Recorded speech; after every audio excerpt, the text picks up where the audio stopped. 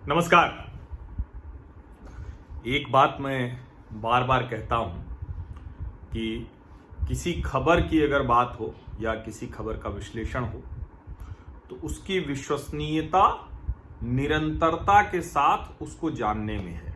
यानी कोई खबर आ रही है और उस खबर पर अगर मैं बात कर रहा हूं और उसके बाद भविष्य में उस पर कोई बात ना करूं तो इसका मतलब कि उसकी जो विश्वसनीयता है वो कम है। अगर किसी खबर को मैं एक बार बोलता हूं, उसका विश्लेषण करता हूं या उसको बोल के निकल जाता हूं तो ये विश्वसनीयता उसकी कम करती है।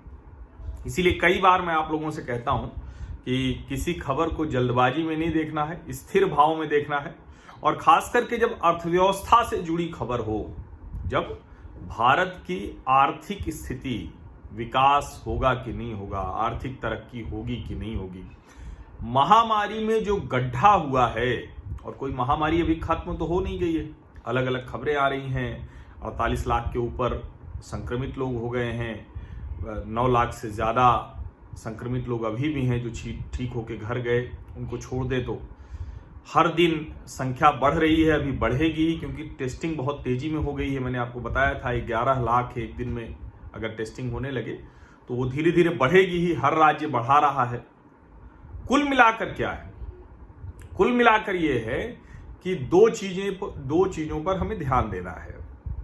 एक ये कि भारत में भारतीय कंपनियां कैसे व्यवहार कर रही हैं, क्या अब उनको लेबर मिलने लगा, क्या अब उनकी गतिविधियां शुरू हो गई, क्या जो आंकड़े आ रहे हैं उसमें कुछ सुधार दिख रहा है, क्योंकि -23.9 -10 मैं जीडीपी फर्स्ट क्वार्टर और फैक्ट्री आउटपुट डेटा की बात कर रहा हूं, तो क्या उसमें कुछ सुधार दिख रहा है? भारत की कंपनियां जो फेस्टिव सीजन है, दीपावली आने वाली है, मतलब एक तरह से पूरा का पूरा वो दीपावली एक कहने को होता है, लेकिन पूरा का पूरा वो जो 2-3 महीने हैं जिसको हम कहें कि अक्टूबर, नवंबर, दिसंबर, ये जो तीसरी तिमाही होती है हर वित्तीय वर्ष की, ये भारत में त्योहारी सीजन होता है, त्योहारी समय होता है। और त्योहार के वक्त तो जिसको हम कहते हैं कोई भी होगा अपने तरीके से मनाएगा, लेकिन कुछ खरीदेगा, कुछ करेगा। अगर इस तिमाही में अर्थव्यवस्था की बेहतरी नहीं होती है तो जितना भी आप अर्थशास्त्र पढ़ लीजिए, जितना भी आप आर्थिक ज्ञान दे दीजिए, जितना भी आप बड़ी से बड़ी योजना सरकार की तरफ से देख लीजिए, वो सब बेकार है, वो किसी काम की नहीं है। और इसीलिए मैं कहता हूं कि खबरें अगर कोई बात कर रहे हैं तो उसका फॉलोअप क्या है। जिस दिन -23.9 जीडीपी का आंकड़ा आया था Q1, यानी इस वित्तीय वर्ष के पहले जो 3 महीने थे, तो उसके बारे में मैंने बात करते हुए, और उस वक्त मैं गांव पे था तो खेत से मैंने बात की थी और मैंने कहा था कि ये जो आंकड़े आए हैं निश्चित तौर पर ये बहुत डराने वाले आंकड़े हैं, लेकिन ये जो 76-77% बच गया है, ये कैसे बचा है? और अगर हम इसको समझ लें और उसके लिहाज से आर्थिक आंकड़े, आर्थिक गतिविधियां करें, जैसे मैं एक मजाक की बात करता हूं, ये हल्की बात है, लेकिन इस हल्की बात में बहुत गंभीर टिप्पणी छिपी हुई है। मैं 23 मार्च से 23 जुलाई पूरी तरह से घर में रहा, नोएडा में था। 30 जुलाई से 7 सितंबर तक मैं अयोध्या, प्रतापगढ़, प्रयागराज रहा और वहां मैंने किसी तरह की गतिविधि में कोई कमी नहीं देखी, क्योंकि वहां जो गांव हैं, शहर में वहां भी डर है। जैसे प्रयाग शहर में रहिए तो डर है, वहां नहीं बिक रहा है खस्ता, कचौड़ी, दम आलू कम बिक रहा है, टिकिया चाट कम बिक रही है। लेकिन वहीं से 30-35 किलोमीटर किसी तरफ गांव के बाजार में चले जाइए, वहां मामले भी नहीं सुनने को मिल रहे हैं और जो बाजार है वहां खूब बिक्री भी हो रही है, लोग खा पी भी रहे हैं। और हम देखिए 7 सितंबर को फिर लौटे तो बाहर का एक लड्डू तक नहीं खाया अभी तक। तो ये मैं इसलिए थोड़ी सी इस तरह की बात कर रहा हूं जिससे आपको गंभीरता समझ में आए कि इस वायरस के संक्रमण की वजह से कैसे इंडिया की गतिविधियां रुक गई हैं, मैन्युफैक्चरिंग रुक गई है, लेकिन जो भारत है वो कुछ कुछ कर रहा है। उसका जो प्रमाण है वो आंकड़ों में नजर आता है। मैंने आपको बताया था ट्रैक्टर सेल्स कैसे बढ़ गई है, स्कॉट की 80%, कैसे महिंद्रा के, कैसे जो ओवरऑल ट्रैक्टर के अलावा जो दूसरी गतिविधियां भी हैं वो बेहतर हैं। और अब जो खबर है कि कंपनियां दिवाली यानी फेस्टिव सीजन जिसको मैं कह रहा हूं, त्योहारों का समय, उसके लिए तैयारी कर रही हैं। और खबर क्या कहती है? Manufacturers bet big on rural uptick need for personal mobility. यानी जो सारा ये जो त्योहारी सीजन की तैयारी कंपनियों की चल रही है, ऑटो कंपनियों की, वो गांवों पर टिकी हुई है। और इसीलिए मैं कह रहा हूं कि अब शहरों में उस गतिविधि को ठीक करना होगा, क्योंकि मैं बार बार कहता हूं एक बात, जैसे मैं कहता हूं कि कई लोग कह रहे हैं कि अरे यूपी बिहार की सरकार ने, अच्छा बिहार की सरकार ने तो अपने लोगों को रोजगार देने के लिए कुछ भी नहीं किया, विज्ञापन भले वो बड़े बड़े कर दे। यूपी ने बहुत कुछ किया है, अभी मैं और आगे आपको बताऊंगा। यूपी ने बहुत कुछ किया है अपने लोगों को एक तरह से कहें कि उनको काम देने के लिए, उनको मजबूत करने के लिए बहुत सी योजनाएं बनाई है, और पहले से भी वो काम यूपी में होता रहा है। लेकिन अगर ये होगा कि गुजरात, महाराष्ट्र, तमिलनाडु, कर्नाटक, जो बड़े औद्योगिक राज्य हैं, वहां उद्योग बंद हो जाएं और यूपी बिहार में शुरू भी हो जाएं, तो उससे क्या होगा? क्योंकि यहां तो फैक्ट्री लगने, काम करने 5 साल 10 साल में वो ठीक होगा। इसलिए जरूरी है कि महाराष्ट्र, गुजरात, कर्नाटक, तमिलनाडु, इन सब जगहों पर, इन सभी राज्यों में औद्योगिक गतिविधियां उसी तरह से चले, और उत्तर प्रदेश, बिहार, मध्य प्रदेश, राजस्थान, इन जगहों पर भी औद्योगिक गतिविधियां जबरदस्त तरीके से आए। तो एक तो हुआ देसी कंपनियों का क्या हाल है। तो देखिए, Mahindra, Maruti Suzuki, Hyundai motor, Toyota Kirloskar, ये सब स्टॉक बना रहे हैं, इन्वेंट्री तैयार कर रहे हैं त्योहारी सीजन के लिए। इसके अलावा उनको लग रहा है कि जो पैसेंजर व्हीकल सेल्स होगी, ये अब चूंकि हर आदमी चाहेगा, जैसे जैसे खुल रहा है, ओपनिंग अप हो रही है, मेट्रो खुल रही, दूसरी चीजें हैं, लेकिन जिसकी भी पहुंच होगी, जिसकी भी हैसियत होगी, जिसके थोड़ी सी भी गुंजाइश बची होगी इस महामारी के बाद भी, वो पर्सनल व्हीकल लेगा, कार लेगा। तो ये दो चीजें हैं जो अर्थव्यवस्था को बेहतर करेंगी, और ये संकेत उनको दिख रहे हैं। इसीलिए उन्होंने दीपावली के लिए अपना प्रोडक्शन बढ़ाना शुरू कर दिया है।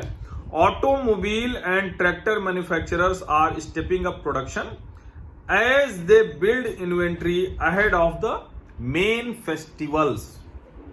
ये है, और इसमें जब वो कहते हैं तो इसमें हालांकि उनका डर भी दिखता है। मारुति सुजुकी के एग्जीक्यूटिव डायरेक्टर शशांक श्रीवास्तव कहते हैं कि auto makers are hesitant to give future projections but are in a way preparing for the upcoming festive period.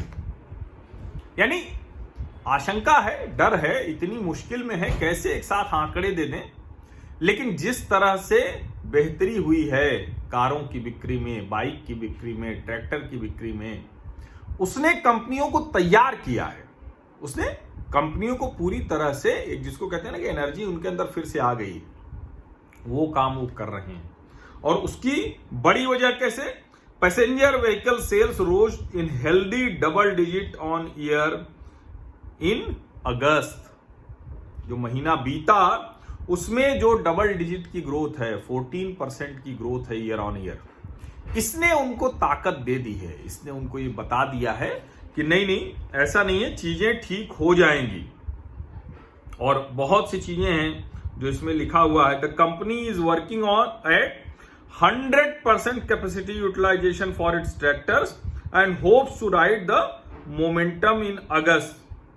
In August its tractor sales rose 69% a year. ये महिंद्रा जो है, महिंद्रा के फार्म इक्विपमेंट के जो president हैं, हेमंत सिक्का, वो कह रहे हैं।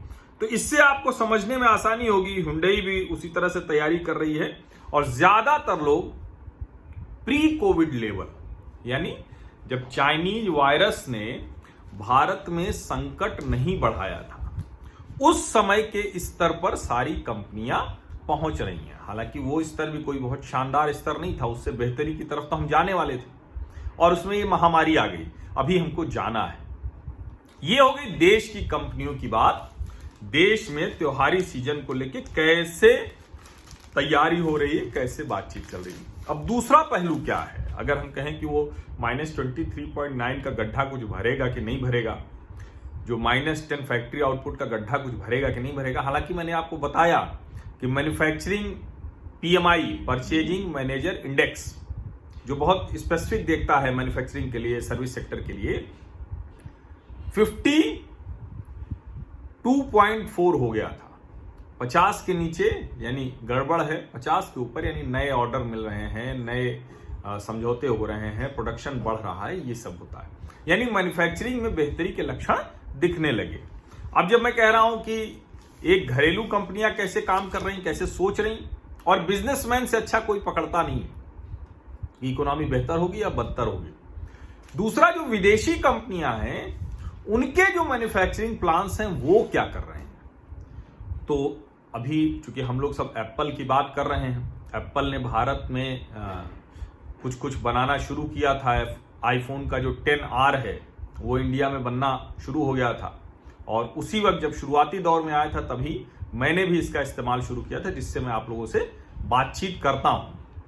हालांकि अब कुछ समय बाद चूंकि इसको भी लिए हुए समय हो गया और अब दूसरे उनके प्रोडक्ट भारत में बनने लगे, तो फिर उसको और दूसरे प्रोडक्ट भी लिया जाए। यानी जब मैं ये कह रहा हूं तो ये सिर्फ मेरी नहीं, हर भारतीय के मन की इच्छा है। आईफोन का एक जो बड़ा मैन्युफैक्चरर है, हम लोगों ने फॉक्सकॉन का नाम तो कई बार सुना होगा, और विस्ट्रॉन का नाम भी सुना होगा, और विस्ट्रॉन और फॉक्सकॉन के अलावा एक और ताइवानीज कंपनी है पेगाट्रॉन। पेगाट्रॉन ये भी एप्पल की बड़ी मैन्युफैक्चरिंग कंपनी है, और ये जिसको कहते हैं ना कि एप्पल के लिए मैन्युफैक्चरिंग, इसका जो प्लांट है चीन में इनका था, ताइवान में इन्होंने शिफ्ट किया, अब ये भारत में आ रहे हैं। तो ये मैंने आपको कब बताया था? ये मैंने आपको मई, जून, जुलाई में लगातार बताया था। और अब आपको क्या बता रहा हूं? अब ये बता रहा हूं कि इन्होंने अपना प्लान, इन्होंने अपना जो स्टैट्यूटरी ऑडिटर है वो इन्होंने अपॉइंट कर लिया है 31 मार्च 2021 तक के लिए BSR एंड कंपनी को, पहले साल के लिए। इसके अलावा अखिलेश बंसल और शू टैन लिन, इनको चीफ ऑपरेटिंग ऑफिसर बना दिया है पेगाट्रॉन कॉर्प ताइवान। ये तैयारी है, और ये सब जो तैयारी मैं बता रहा हूं, ये डायरेक्टर्स अपॉइंट कर दिए गए हैं इंडिया सब्सिडरी के लिए। जो रेगुलेटरी फाइलिंग होती है, यानी कोई भी आप दूसरे देश में काम करते हैं तो नियामक नियमों के तहत काम करना पड़ता है। वहां के जो भी रूल्स रेगुलेशन हैं, रेगुलेटरी कमीशन होता है, रेगुलेटरी फाइलिंग करनी होती है आपको। तो ऑडिटर नियुक्त कर दिया, और 2 ये डायरेक्टर हो गए इंडिया में काम करने के लिए। जो ओवरऑल अगर कहें तो तीनों यही बड़ी कंपनियां हैं, विस्ट्रॉन, फॉक्सकॉन और पेगाट्रॉन। तो ये तीनों कंपनियां लगातार भारत में अपना प्रोडक्शन बढ़ा रही हैं। ताइवान वैसे भी, ताइवान की कंपनियां तो वैसे भी धीरे धीरे चीन से बाहर निकल जाना चाहती हैं। पेगाट्रॉन ने फॉक्सकॉन और विस्ट्रॉन के साथ production linked incentive scheme PLI योजना, जिसमें सरकार बहुत सी छूट देती है, बहुत सी राहत देती है, उसके तहत दर्ज कराया। और मैंने आपको बताया था कि चाइनीज कंपनी PLI में अब नहीं आ रही, क्योंकि उनको पता है कि धीरे धीरे भारत के लोग चाइनीज कंपनियों का सामान कम खरीदेंगे। हालांकि अभी बहुत बिक रहा है, अभी उनके जो प्रोडक्ट्स हैं वो बहुत ज्यादा बिक रहे हैं। अब जब ये भारत में एप्पल आ जाएगा, मैन्युफैक्चरिंग हो जाएगी, तो हो सकता है कि जब नीचे इनके कीमतें आएंगी तो लोगों को लगेगा कि चलो एक तो एप्पल खरीद लेंगे। नो डाउट इसकी गुणवत्ता में तो इसका कोई मुकाबला है नहीं। दूसरा, उसी के आसपास की कीमत होगी तो उनको लगेगा चलो ठीक है, 2-4-6 हजार रुपए या ऊपर के 10,000 रुपए भी ज्यादा देकर भी हमें चाइनीज प्रोडक्ट से बचना चाहिए। तो ये जो 41,000 करोड़ की प्रोडक्शन लिंक्ड इंसेंटिव स्कीम है, उसमें ये सब शामिल हुए हैं। और ये एप्पल है, इसी योजना के तहत एप्पल ने कमिट किया है, यानी भरोसा दिया है सरकार के साथ कि लोकली प्रोडक्शन करेंगे डिवाइसेज का। कितना? 50 बिलियन ओवर 5 ईयर्स। $50 बिलियन के प्रोडक्ट, यानी एक तरह से कहें कि $10 बिलियन का उत्पादन प्रतिवर्ष करेंगे। और ये जब मैंने आपको बताया था तो मैंने कहा कि भाई ये योजना है, लेकिन अब ये आगे बढ़ गया मामला। अब अगर वो रेगुलेटरी फाइलिंग के लिए उन्होंने कर दिया, डायरेक्टर नियुक्त कर दिए, स्टैट्यूटरी ऑडिटर नियुक्त कर दिया, और अब क्या जो मैंने बताया कि आईफोन 10R तो बनने लगा था, आईफोन 10R के साथ अब क्या क्या बनेगा, आईफोन 11 भी आपको यहां बनेगा, आईफोन SE, और जो 10R है वो तो ऑलरेडी बनने ही लगा था। अब इसमें कई चीजें हैं, अभी भी बहुतायत असेंबलिंग हो रही है। ये असेंबलिंग से फुल मैन्युफैक्चरिंग की तरफ कब बढ़ेगी, इस पर हमें नजर रखनी होगी, इस पर सरकार को नजर रखना होगा। क्योंकि ये भी हो सकता है कि कंपनी शिफ्ट हो रही है, ताइवान की कंपनी है, ताइवान में भी बड़ी तेजी में कंपनियां वहां मैन्युफैक्चरिंग प्लांट डाल रही हैं। ताइवान, वियतनाम और सब देश अब चीन को लेकर सब सतर्क है। लेकिन ये लक्षण जो बताता है, और जब मैंने कहा कि देखिए हर राज्य कैसे कोशिश कर रहा है, तो 2 राज्य इसमें Uttar Pradesh and Tamil Nadu have written to the company offering need basis incentives apart from policy incentives such as land rebates, capital subsidy and exemption from stamp duties. 2 राज्य हैं जिन्होंने सीधे एप्पल को लिखा है कि आप अपनी मैन्युफैक्चरिंग कंपनियां लाइए, यूनिट्स लाइए, हम आपको जो जमीन में हो सकता है, जो स्टैंप ड्यूटी में हो सकता है, जो दूसरी चीजों में हो सकता है, वो भी छूट आपको देंगे। इसको बार बार कहा जाता है ना कि थोड़ा एक कदम आगे बढ़ के पहले से ही। अब कंपनी आएगी तो कल को किन किन राज्यों में जाएगी वो बात अलग है, लेकिन फिलहाल ये स्थिति है। ये मैंने चर्चा इसलिए की, अच्छा, और मैं करता भी हूं, मेरे चैनल पर आपको किसी भी तरह का कोई कोण छूटेगा नहीं, कोई हिस्सा छूटेगा नहीं, हर दृष्टिकोण पर बात होती है। अर्थव्यवस्था सबसे महत्वपूर्ण है, लेकिन समाज बहुत महत्वपूर्ण होता है, राजनीति बहुत महत्वपूर्ण होती है। अर्थव्यवस्था सब चलती है, लेकिन अर्थव्यवस्था बुरी हो जाती है अगर सामाजिक घटनाएं जो हो रही हैं उस पर बात ना हो, उस पर चर्चा ना हो। राजनीतिक घटनाक्रम, अगर लोकतंत्र में सरकारें आप ठीक नहीं चुनते हैं तो उसका भी असर होता है, कोई आर्थिक नीति नहीं काम करती। और भारत की ये तो अभी ताकत है ना कि जो आर्थिक नीति है वो एक जैसी है, बदलती नहीं। फ्रेजाइल 5 में हम थे दुनिया में। इकोनॉमिस्ट डॉक्टर मनमोहन सिंह के कार्यकाल में, ये बात हमें भूलनी नहीं चाहिए। और आज IMF की जो चेयरपर्सन रही क्रिस्टीना लगार्डे, उन्होंने कहा था कि भारत अकेला चमकता सितारा है दुनिया के आर्थिक अंधकार वाले युग में।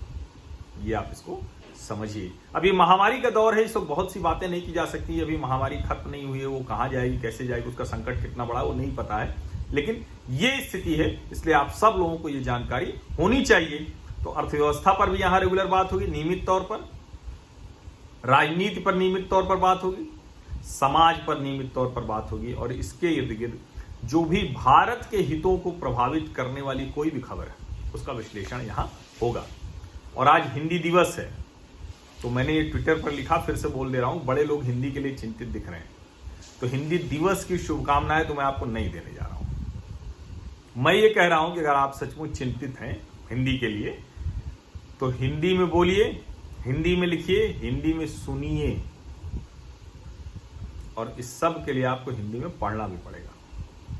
और कोशिश कीजिए कि ज्यादा से ज्यादा काम हिंदी में कीजिए, बाकी का काम हिंदी खुद कर लेगी। जब अंग्रेजों के अत्याचार शासन के आगे हिंदी नहीं गई, जब गुलाम अंग्रेजी मानसिकता वाले जो गुलाम शासन करते रहे आजादी के बाद भी, तब भी हिंदी नहीं गई, तो हिंदी कहीं नहीं जाने वाली है। बस आपको समझना है कि हिंदी का आप कितना सम्मान करते हैं, वो आपका सम्मान बढ़ाती रहेगी। बहुत बहुत धन्यवाद।